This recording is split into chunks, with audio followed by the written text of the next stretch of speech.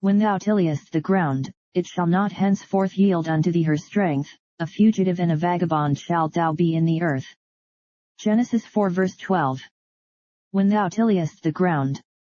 which was the business he was brought up in and followed, Genesis 4 verse 2. It shall not henceforth yield unto thee her strength.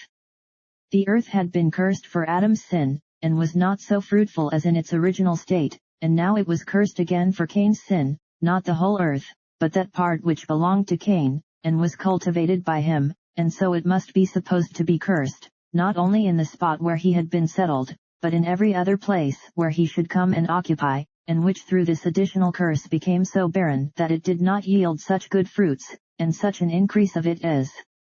before. It lost its native and vital juice, by which seed cast into it became not so fruitful, and did not increase, but instead of this, though much pains were taken to manure it, and much was sown, yet it brought forth little, at least but little to Cain, whatever it did to others, and therefore it is said, shall not yield unto thee. It would not turn much to his account, or yield much profit and increase to him, or bring forth much fruit. See Job 31 verse 38.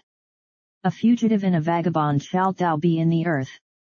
Being obliged to quit his former habitation, and remove to a place at some distance from the house of his father Adam, which was near the Garden of Eden, as Ibn Ezra observes, and to wander about from place to place, having no quiet settlement in any one place, the Septuagint render it groaning and trembling. The guilt of his sin lay heavy on his conscience, and filled him with such horror and terror that he was continually sighing and groaning, and was seized with such a tremor that he shook